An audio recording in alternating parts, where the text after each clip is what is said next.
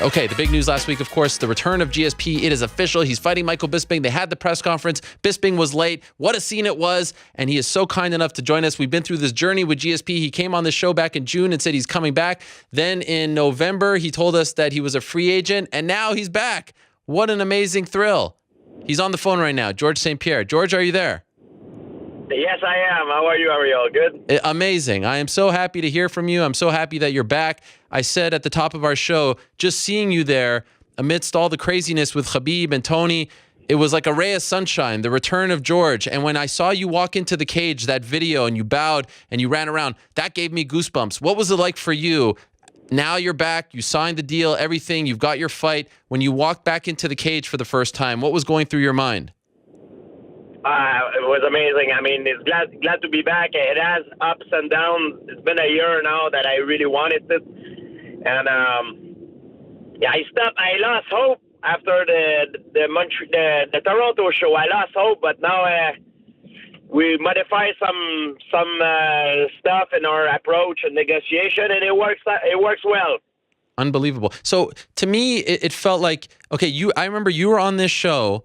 And then you flew to Las Vegas, right? And you met with Dana, and then you met with Ari Emanuel 2 days later. When you sat down for those two meetings, and I know the first time Ali Abdelaziz was there and the second time as well when you went to New York, did you think you had it done for Toronto, or was it still a long shot in your mind? No. After the two meeting, it was bad. No, it was not good. No. I mean, it was a good initiative to meet with Dana because we made peace. And the fact that I went to meet with Dana put our relation in a good way because we were only talking through social media and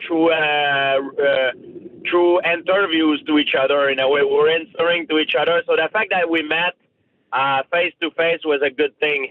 Was actually like pretty cool, and we really told each other what was what, and it was cool. Then after my agent was able to get in touch with Dana, and Nick Khan was able to do the job, you know.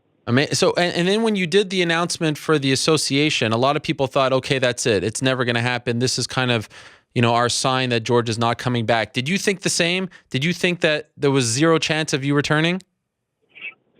No, I didn't see the association as me not coming back. I see the association as something that could work with UFC for the benefits of the fighter. I still believe it as it is today. I don't think it's a bad thing for UFC. I think in the long run it would be a good thing. I believe a fighter need to upgrade their status. The thing too is UFC, it's a business, and of course a lot of fighters sometimes they're not very well represented, and they sign bad deals. It's not also the UFC's fault if they sign bad deals. Sometimes it's because they do the wrong choice themselves. It's like if you're in business and the guy is ready to sign for peanuts, that's not necessarily the UFC's fault. Sometimes it's the fighter's fault. So I think it's up to the fighters to take the initiative for themselves as well, It goes both ways. So I think the association can be positive for both sides. You're still committed to the association even though you're back, correct? Well, a lot of guys are fighting and they're still part of the association, Yeah. One thing that I am not a coward. And it's not because I am back in UFC that I'm going to throw all these guys that had the courage to step up with me, and I'm going to let them down. I'm not like that. I stand. I said what I said was true. What I believe. I believe they some of the fighters, they don't have their fair share of the pie, and I still do believe it. And it's up to them. If I fought for it for myself, and I have it. But it's up to the fighter also to stand up and to do it for themselves, Yeah, of course. So as the story goes, Freddie Roach and Nick Khan of CAA sit down with Dana White once and then a second time. Now that the deal is done, is it the deal that you were looking for originally? Do you have a better deal? Did you have to make concessions? How happy are you with the deal that you signed? Well, I'm going to tell you exactly. Please. To tell you the truth how it is. it's not exactly what we want. It's a little bit below what we really wanted at the beginning. But for the UFC, it's more than they were. That's what they said. It's more than what they were ready to give me. So we're both unhappy in a way, which is the middle ground line, and I guess it's a good thing. It's like a settlement in court, right? If both parties are unhappy, I guess it's a good thing, right? That's usually the best kind of deal as far as the outsiders are concerned. You can. That's how it is, you know. It's like that's how it is, you know. So. And also the love for the sport, and I was excited. I wanted to be back. The emotional side of it made me go for we accept the deal, you know, and I don't regret it, and I'm happy. I'm happy with what I do, you know. And if you ask me if it's what we want originally, no, it's not. It's a little bit below, but it's still very good money. It's still very close, and it's apparently higher than what they were ready to give me. So, like I said, we both made concession on each part, not only on one side, on both sides, and that's why the deal was made, you know? When you agreed to the deal, did you say to them, I'm coming back because I want to fight Michael Bisping first, or did they come to you with the idea? I know you've been interested in fighting him dating back to last year, but did you pitch them the idea of Bisping, or did they come to you and say, okay, now's the right time for this fight?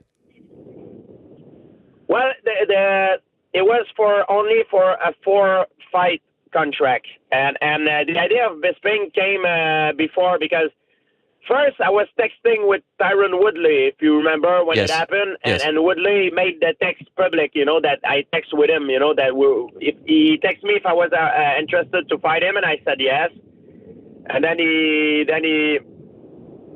said let's do it. I said yeah, let's do it, but I need to make sure my contract is up, because I don't have a contract right now. And then this fight did not happen. Wonderboy was scheduled to fight Woodley, and Wonderboy, I'm a very good friend for Wonderboy, so I was very happy. I have no desire at the point of my career that I am right now to fight a friend, and I'm not jealous for my friend, and as I said, I was very happy for him to have the opportunity to fight for the welterweight title. And Bisping surprised everybody the way he won the title. He showed a lot of courage. He stepped up on a short notice fight, knock out Luke Rockhold, and also the way it was made, it was very inspirational for me. Michael Bisping has been very outspoken for performance-enhancing drug, like I am. Most of his loss come from guys that have been taking performance-enhancing drugs. And also, he's the kind of fighter, he's very inspiring because he's a very hard worker. He's not a kind of fighter that only rely on his natural gift, on his natural talent and his elegancy. Because those kind of fighters, sometimes when they fight that way, when they crack and never come back the same. Michael have been brought down before in the past, many times, and every time he stood up and came back stronger at every time. So these kind of fighters are like the worst nightmare guys that you can fight, you know. As much as inspiring it is for me to fight him, and I'm glad because it's going to make good money, and I think Michael deserves it, and I deserve it. I think it's a very, it's the most dangerous fight that I've took in my entire career. Yeah. Because you haven't fought at 185, and I asked you about this. I asked you about this at the presser on Friday. About in the past, you've said if you go up to 185, you're going to stay there. But is it fair to say that you're now changing your mind? You may go back down to 170, maybe even 155 in the future. You're not, just because you're fighting at 185 doesn't mean you're going to finish your career at 185, or am I wrong? I walk around 185, 190 pounds. Wow. I'm gonna fight at 185 right now. I know some guys that fight at 155 walk around off season at bigger weight than I am. I can possibly fight in those three divisions, but I'm back for one reason. I want to make history. I'm gonna be 36 years old when I'm gonna fight, and it's all gonna depend of what's gonna happen and how it's gonna happen.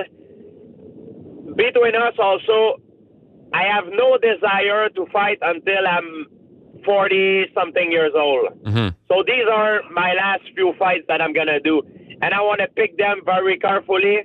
And when I say carefully, I say that I want to make the biggest fight as possible. The fight that's gonna cement my legacy as the best of all time, and that's what I want to do. I want to make history, and maybe I'm gonna fail, but at least if I fail, I'm gonna have no regret when I'm gonna be 50 years old, because I know I'm in my prime right now, and I'm at my best. I want to prove it to the world, and I'm very confident I am gonna be able to achieve it. So it all depends what's gonna happen. I don't know whose fighter's stock gonna be the highest after that fight. And it's going to depend of what is going to happen, like I said, and how it's going to happen. Is there a part of you that feels bad for Yoel Romero, who was supposed to get the title shot and now isn't? Yes, it's true. When an opportunity is created to make someone happy, it makes sometime in our sport someone sad and angry. But what I can say is this for Yoel. And the same thing happened to Damian Maia, Khabib Nurmagomedov, and it happened to me in the past. I know, because when I wanted to fight Matt Hughes the second time, have my rematch, I had to wait 5 fights. Dave Strasser, Jason Miller, Sean Sharp, Frank Triggs, BJ Penn. So I had to go through. So this is not a unique situation. It happened many times in the past. And unfortunately, now Yoel is in this situation. And I know it's bad, but what I can say is this: I'm a big pay-per-view. I draw a lot of pay-per-view, and I think the fact that I'm going at 185 is going to bring a lot of attention on the 185ers weight class, and I think it could be a positive thing in the future. So you get to the press conference, and Michael is late. Did you feel like it was deja vu from the Nick Diaz press conference? Did you start to get worried about where he is? And then he shows up, and he's a little bit, I guess, maybe intoxicated. And it seemed to me like you were a bit surprised by some of the things that he said. Were you, in hindsight, bothered? Do you feel like he crossed the line?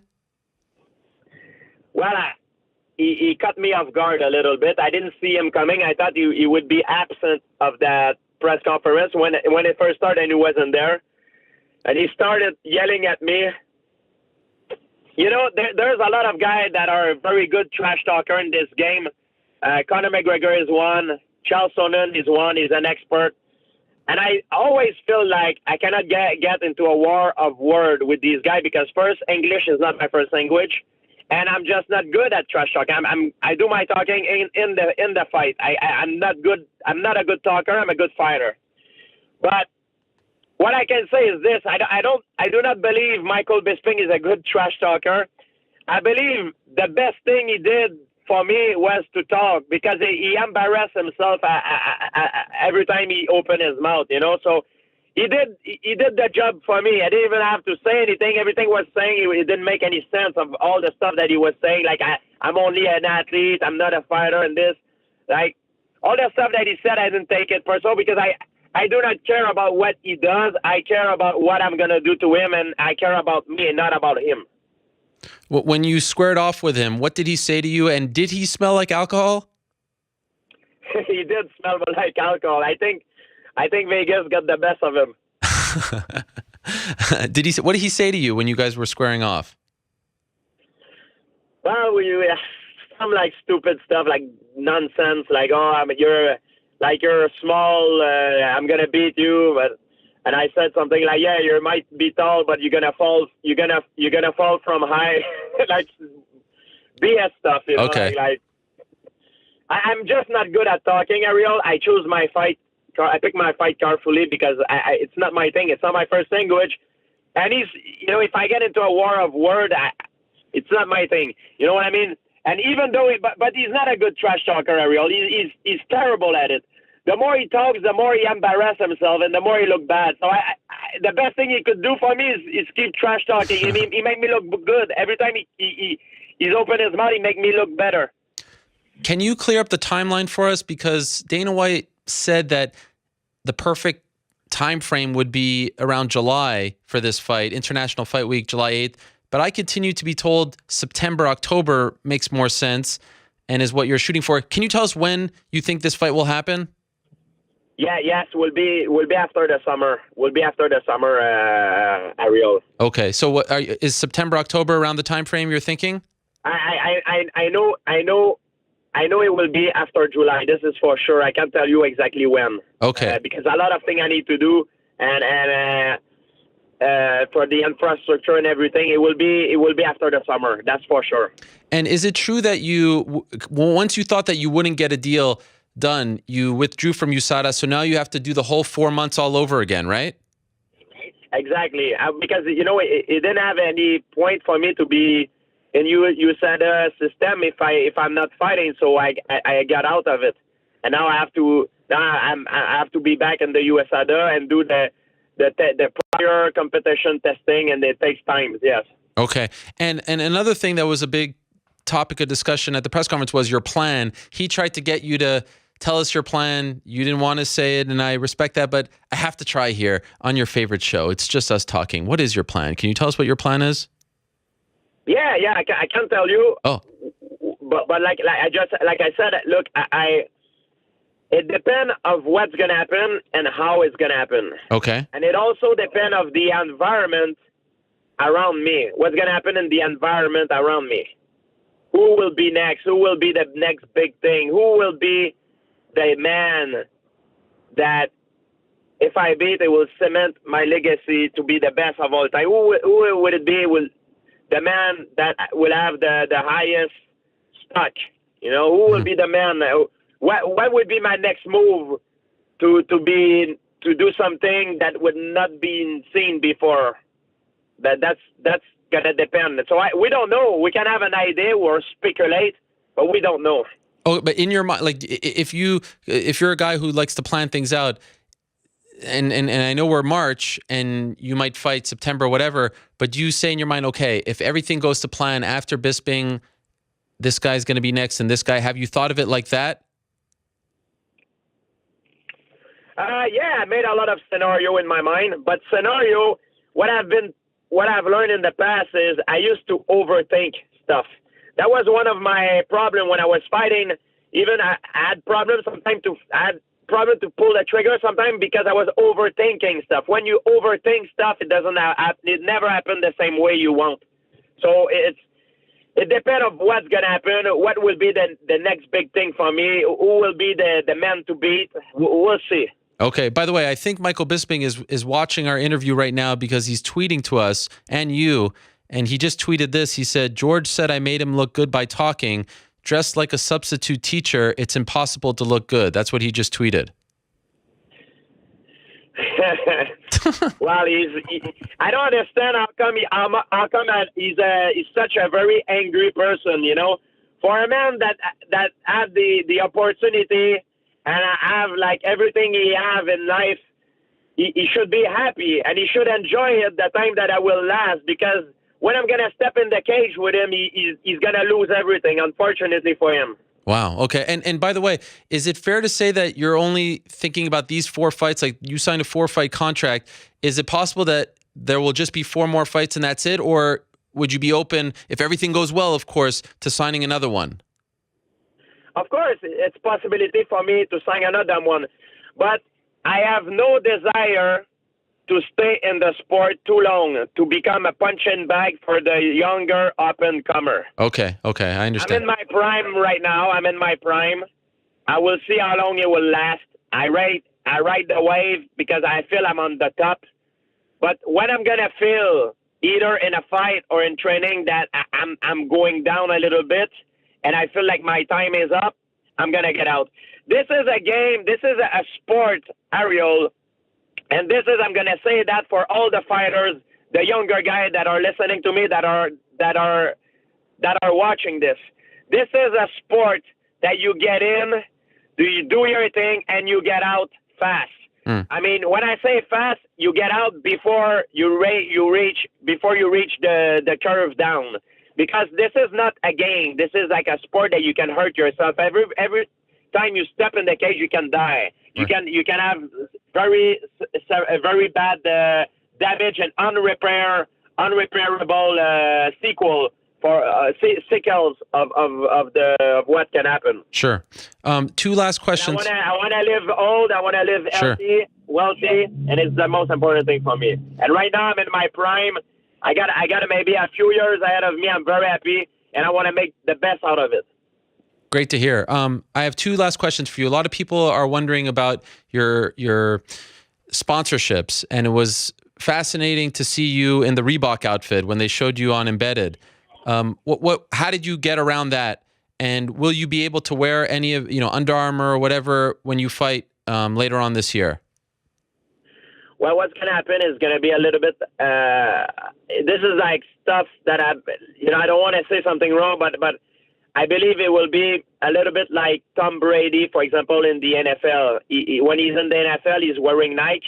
Uh-huh. But when he's outside, he's with Under Armour. Okay. A little bit. It's going to be a little bit like the NFL deal, probably. Okay. I'm a Under Armour guy, and I am for a very long time. They support me for a very long time, and I'm proud to be with that brand, and I'm very happy to be with that brand. But when you fight, you will wear the typical Reebok outfit, correct?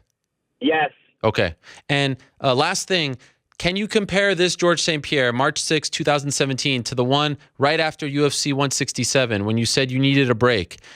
What's the biggest difference between this George and the one from 3.5 years ago in terms of how you feel, how your mental state is, your physical state? How can you compare the two? Physically, I'm in my prime. Emotionally and mentally, I'm glad. I'm happy. I love what I do. This break was rejuvenated. I'll be more opportunistic, ready to pull the trigger, more aggressive, and with a lot more tools and knowledge and wisdom in a fight. Okay. Wow. That is great. Sorry, George. One last question. Do you have any desire of being a welterweight champion again because that was your division for so long? Or do you view that division as been there, done that? I need a new challenge after the 185 title fight, that is. Well, if everything goes well and the guy who will be the man to beat, but there's a guy in the welterweight division that I see to me that I if I have to make a prediction, I believe he will be the champion. I don't like to see past things, but I think as he is right now, Damian Maia is like very, very skilled. I see him as a very big threat right now for the title. I think he's going to win over Madjival, and I think he's going to win over Woodley if he fights. I see, and he's older, and he's in his prime right now. I think he reached the perfect timing in between physical, mental, and in his game. I think he's just so good at what he does. He's like a blade, of a katana. I think his blade is very sharp right now. It's perfectly polished, and he's gonna be very hard to stop right now. And if he becomes champion, you're interested in fighting him. That is. Well, it could be him, could be another guy. I'm just saying that as I see him right now, the way he fights, man, he finished Carlos Condit. Nobody has ever done that. Yeah. Like the way he finished Carlos Condit, I was shocked. I was like, oh my God, what the hell is this? And he still doesn't have a title shot. I was shocked. Like, he did something that never been done before. And I remember Carlos Condit when he fought Robbie Lawler. I gave the fight. I thought Condit was going to win the decision. So for me, it was like, wow, I was shocked the way Damian Maia had been performing lately. It's just amazing. Woodley did a great job too. I saw the fight this weekend, Wonderboy and Woodley. Yeah. The way I score it, I thought Wonderboy won 3 of the 5 round. Uh-huh. But the round that have been won with the most decisively is Tyron Woodley. So the decision, I could go maybe either way, depending how you see the fight. Right. Yeah. Very close fight, and maybe a 10-8 in the 5th. Very debatable, but I agree, very, very close. George, I can't thank you enough. You have no idea how much it means to us that you come back on the show time and again, and it is so great to see you back. It was the timing was so perfect after the bad news that morning with Khabib and Ferguson to see you back. It was just, they couldn't have scripted it better. So on behalf of everyone, welcome back. Thank you for coming back. Thank you for being you. Looking forward to your return and looking forward to talking to you next. But again, thank you so much for giving us some time. It really means a lot. Merci. Perfect. And I'm gonna say I know Bisping is texting right now, so it's perfect for me. I'm gonna let him focus on the trash talk and all that BS stuff that he's trying to do, and me, I'm gonna focus on beating him up. So it's perfect. So as much as his mind is at the point somewhere where he cannot focus on the right thing, is perfect. Yeah, I never interrupt my enemy when he's doing mistake. That's fantastic. He's texting me right now. He's texting me as we speak some more stuff. You want to hear what he just said? Absolutely. He said, so he wants easy fights. Me because he thinks I'm easy, and then Maya, not Woodley.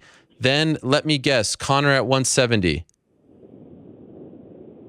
No, easy. Anyway, whatever. He's got maybe the complex. I think he has a complex because people doubt him along for all his life. I think he has a mental complex. That's why he's thinking like that. But anyway, okay. It doesn't matter because when I'm gonna fight him, he's gonna see the difference. He's gonna see the difference of level between him and I. You're gonna see the difference. Can't wait, George. Thank you so much. Good luck in training. We'll talk to you soon. Thank you. Bye. All right, there he is, George St. Pierre. How are you not excited for this now? Come on.